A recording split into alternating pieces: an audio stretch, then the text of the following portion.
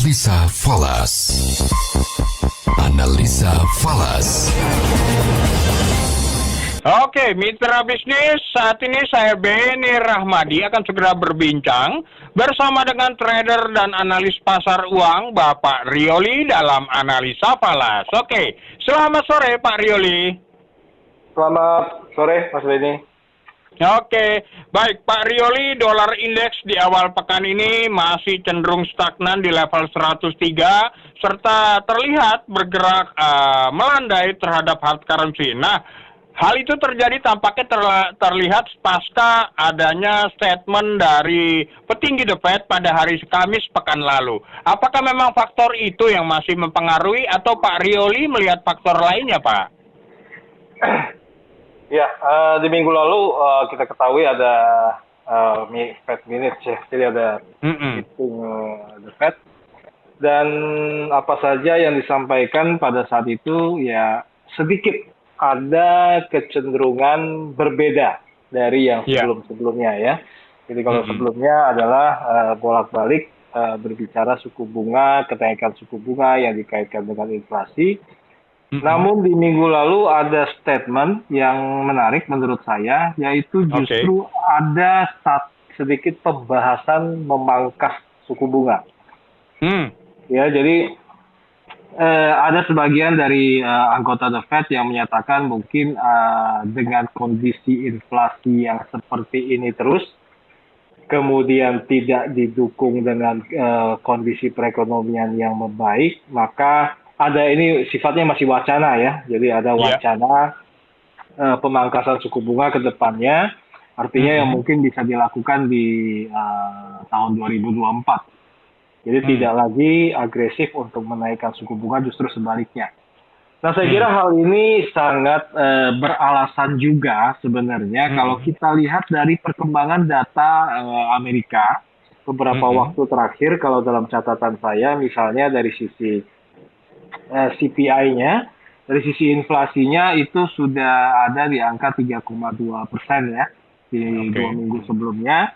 Kemudian kalau kita lihat lagi juga dari penjualan retail di Amerika di bulan lalu juga tidak terlalu baik ya. Jadi dari 0,8% turun menjadi 0,1%. Nah, kemudian juga untuk retail sales yang non-core itu 0,9 menjadi minus 0,1%. Artinya daya beli ini menjadi lemah juga di Amerika, apalagi kalau nanti ditambahkan dengan kenaikan suku bunga yang terus-terusan. Saya kira ini menjadi landasannya kenapa wacana itu muncul di pertemuan The Fed di minggu lalu. Nah, oleh karena itu penurunan dari dolar AS ini sampai saat ini saya kira sesuai dengan yang memang kalau tidak salah 2 minggu lalu ya pernah saya bahas dengan Mas Beni juga bahwa ada kemungkinan memang dolar ini akan melemah. Dan itu terjadi waktu itu saya memprediksi di angka 104, bahkan sekarang sudah sampai di angka 103. Nah, pertanyaan selanjutnya adalah bagaimana kelanjutannya? Apakah ini akan terjadi kelanjutan dari pelemahan US dollar? Saya kira potensi ini cukup besar. Ya, apa alasannya? Ya, seperti yang saya sampaikan tadi, bahwa ya memang Amerika sedang tidak baik-baik saja. Sebenarnya bukan cuma Amerika. Kalau kita lihat dunia, ya dunia ini menjadi kurang begitu baik kalau kita lihat dari beberapa data. Hampir seluruh data-data yang dirilis di beberapa negara-negara besar itu cenderung adalah minus. Ya, misalnya saya bacakan sedikit untuk Jepang misalnya itu GDP-nya dari 1,1 menjadi minus 0,5.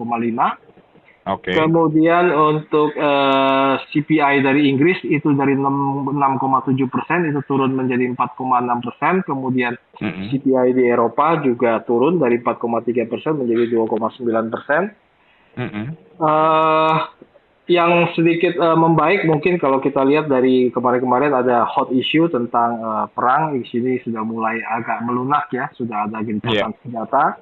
Mungkin ini yang cenderung lebih positif untuk perekonomian dunia ke depannya. Tapi overall kalau kita melihat data-data yang ada ini, saya kalau khusus untuk USD, saya memproyeksikan ada potensi penurunan yang lebih panjang. Ya, dan untuk target angka yang mungkin akan dicapai, kalau sekarang berada di angka 3, paling tidak dia akan masuk ke angka 102 dulu menurut saya. Oke. Bisa jadi dalam waktu dekat. Nah, jadi maksud saya begini, kalau ada satu kenaikan, misalnya dari sekarang 103,3 ya, kemudian ada kenaikan, ada penguatan, saya pikir jangan dianggap ini sebagai suatu reversal dari pelemahan. Saya kira itu akan menjadi koreksi.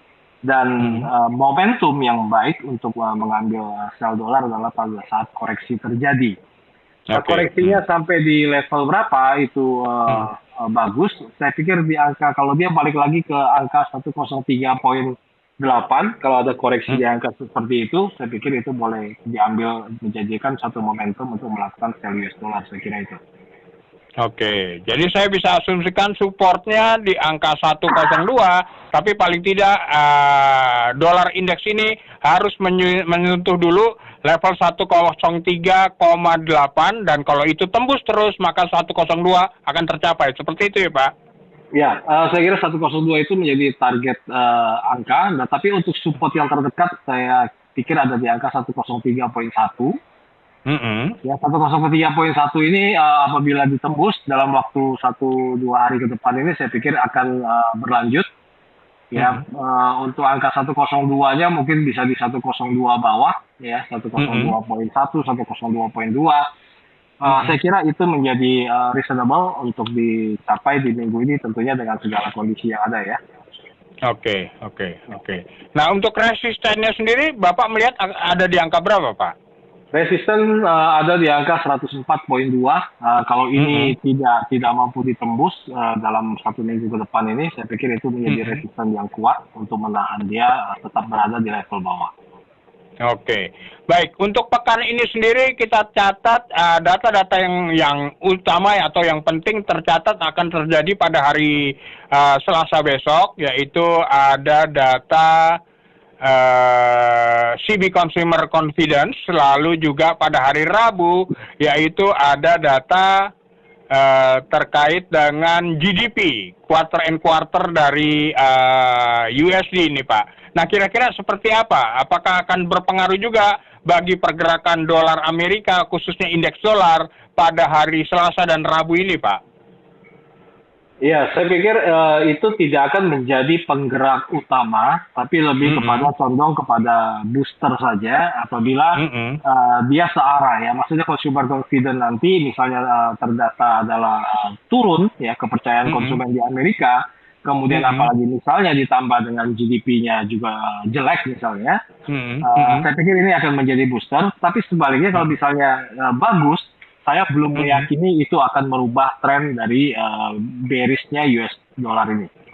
Oke. Ya, jadi artinya kalau menemukan data itu selaras dengan tren yang kita bahas hari ini, maka itu menjadi bagus untuk menjadi booster.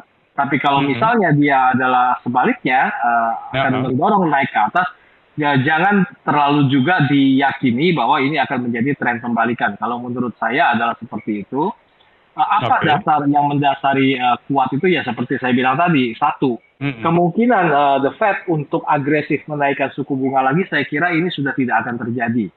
Ya, ditambah inflasi ini sudah tidak melejit seperti kemarin-kemarin dan terus menunjukkan pergerakan yang melandai, sudah ada di angka 3,2. Nah, tinggal kita lihat nanti di minggu ini hari, kalau saya tidak salah entah hari Kamis ya, itu juga ada PCE. PCE juga sebuah parameter indikator inflasi. Nah, itu juga nanti akan menjadi penentu. Ya, kalau saya meyakini ini akan terjadi mungkin penurunan, kalaupun kenaikan tidak banyak, karena mungkin kalaupun mau ada sedikit koreksi, mungkin itu di minggu depan ya. Karena kemarin ada Thanksgiving, kemudian kita akan masuk kepada Natal nanti di bulan Desember. Nah, biasanya ini akan ada spend money di negara barat sana. Nah, mungkin ini akan sedikit mengerek inflasi. Tapi saya pikir mungkin bukan yang sangat signifikan ya dengan kondisi yang ada sekarang. Ditambah lagi Treasury juga naik terus di Amerika. Artinya orang sebagian mungkin tidak melirik lagi ke suku bunga bank. Mereka akan coba mungkin melirik kepada obligasi jangka panjang. Saya kira itu. Oke.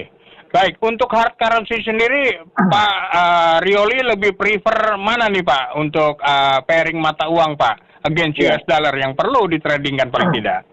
Ya, saya kira kalau misalnya kita mengambil posisi untuk US dollar sell, saya masih meyakini dua mata uang mungkin yang bisa dilirik, yaitu dolar Australia dengan yen Jepang.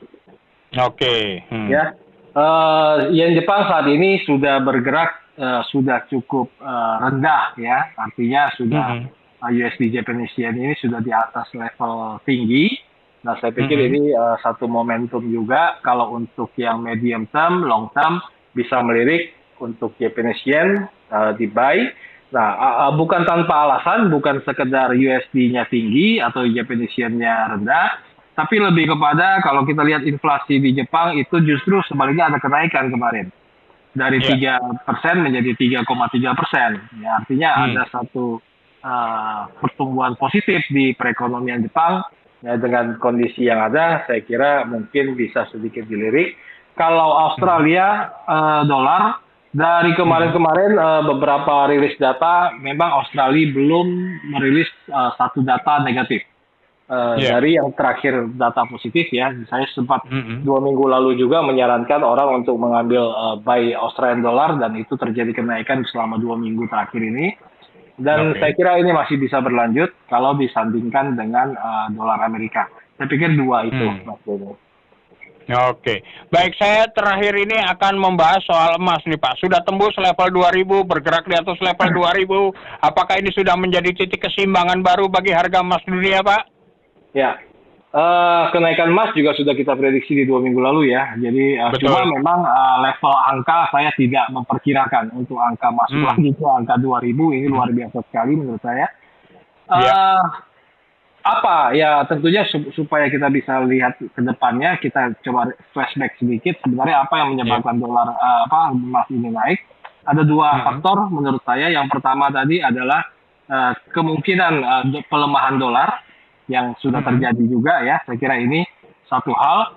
Kemudian yang kedua tadi juga saya sudah sampaikan bahwa hampir semua data ekonomi itu menunjukkan data minus. Artinya data yang kurang baik ya. Kita tahu bahwa dengan kondisi perekonomian dunia yang relatif kurang baik seperti ini, biasanya emas akan menjadi pilihan untuk sebagai safe haven. Sehingga ini yang mendorong harga emas untuk terus naik. Namun, kembali lagi ya, sekali lagi ini disclaimer ya, bisa saja saya salah, tapi saya tetap berpegangan bahwa angka emas atau gold ini diangkat di level di atas 2000 ini value-nya adalah sudah terlalu tinggi. Oke. Ya, ditambah kita juga tahu geopolitik yang sekarang juga sudah mulai reda ya. Kemarin sudah ada pertukaran sandera dan lain sebagainya. Saya pikir ini hanya penghabisan saja untuk goalnya, tapi untuk melakukan action, saya condong menyarankan adalah tunggu sampai ada satu movement ya, penurunan harga sampai menembus support di angka 2007. 2007 ya Pak ya, oke. Ya, 2007. Jadi kalau angka itu sudah ditembus, artinya sudah bermain-main di bawah 2007, saya kira itu bisa dijadikan momen untuk mengambil posisi long term sell gold. Saya pikir gold harusnya turun kembali, tidak bermain di level angka 2000 dengan kondisi yang sekarang, dengan catatan catatan penurunan US dollar itu tidak sangat besar. Oke. Ya, karena kalau penurunan USD ini drop dengan cepat dan besar, saya pikir itu juga belum waktunya gold untuk terjun. Tapi kalau misalnya dia bergerak secara perlahan, walaupun dia melemah US dollar, tapi bergerak secara perlahan, artinya ada koreksi. Saya pikir gold tidak seharusnya berada di angka seperti ini, terlalu tinggi kalau menurut saya. Oke, saya bisa asumsikan nggak Mbak, kalau catatan yang lainnya adalah situasi di Timur Tengah terus terkendali, maka harga gold akan melorot turun. Betul. Betul, setuju sekali. Oke. Setuju sekali. Nah, karena ya itu, saya bilang tadi, tidak ada alasan orang berbondong-bondong untuk holding gold dalam kondisi situasi yang stabil. Uang harus berputar lagi dan orang-orang yang memegang gold pasti akan melikuidasi untuk masuk lagi ke sektor real, saya pikir itu. Oke. Baik, kalau begitu Pak Rioli, terima kasih Pak atas informasi berharga yang telah Bapak sampaikan. Sukses terus untuk Bapak dan juga investasi Bapak pastinya ya Pak ya. Ya, terima kasih Pak, sama-sama. Mitra bisnis, segala bentuk investasi memiliki resiko. Untuk itu mitra bisnis, pahami resikonya sebelum berinvestasi. Jadilah investor yang bijak.